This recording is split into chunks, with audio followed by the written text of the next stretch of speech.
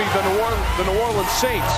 They just picked Marcus Williams, another safety off the board, the junior out of Utah. Mel. Think about what they're trying to do with Lattimore coming in from Ohio State. Now Marcus Williams, a free safety with cornerback-type skills. 11 interceptions during his career, 10 the last 2 years. So he's outstanding in coverage, run support ability, just average. He'll make tackles, so he's not a lights-out hitter, Todd, but a kid who I think has the range, the recovery speed to be either a cornerback or a safety. You added Lattimore, now you get Williams. The accent in New Orleans is on, and all the interest is on improving that defense. Yeah, and in that division, you got a lot of big targets.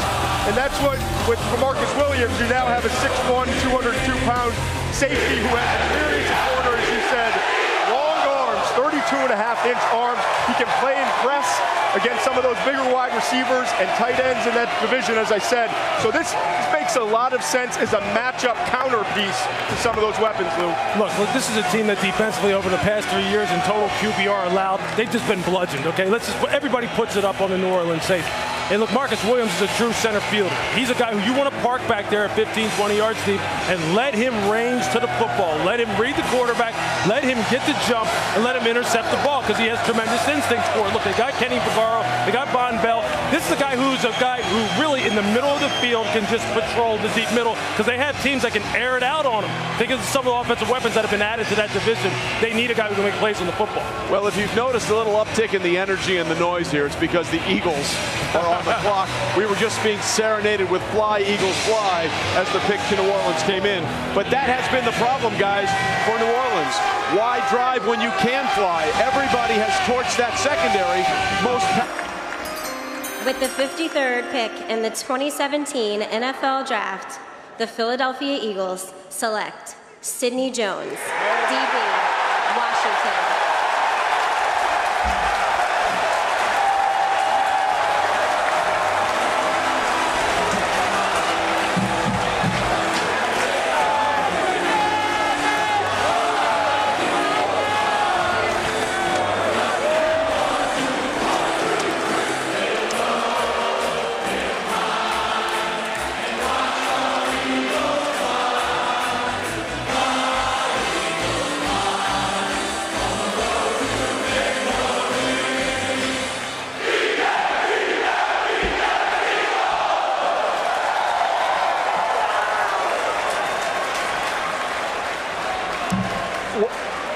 When people ask me, what do you like about the draft?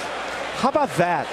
That's what you love about the draft. And they love this pick of Sidney Jones, who quite frankly could have been the first cornerback off the board had he not injured his Achilles heel during his pro day at Washington on March 11th, right there. And he knew it right away. He could have been the best cornerback in this draft. He still maintains he will be. His doctors say he'll be ready to roll by September. What player are they getting if he's healthy? Get a heck of a player. He would have been the second cornerback off the board behind Marshawn Lattimore. You look at the start of his career to the finish, consistent player. Not the dynamic presence that Marcus Peters was at Washington, but a kid who certainly has really good ball skills. 8 career interceptions. He's 6 feet tall. He can handle the bigger wideouts as well and coverage. Physical kid. Anticipation is excellent. He will tackle you. He will wrap up and he'll get you to the ground.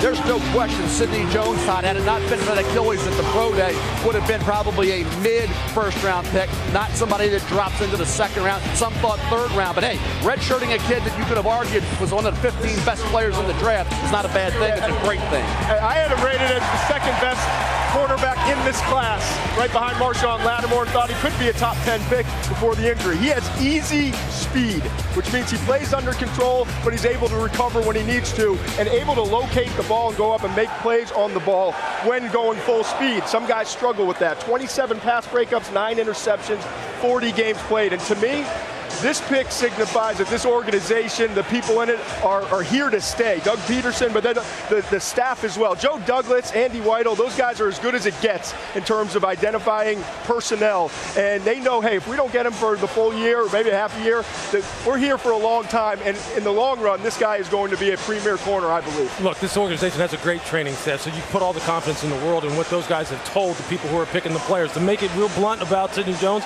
there's nothing he can't do. The guy can play press, he can doesn't play off. He has great instincts, great route recognition, is a very physical finisher. It's a shame what happened to him, but he's the complete corner and would have been challenging for the number 1 corner off the board, no doubt. And with the 44th pick in the 2017 NFL Draft, the Los Angeles Rams, thank you, select Gerald Everett, tight end, South Alabama.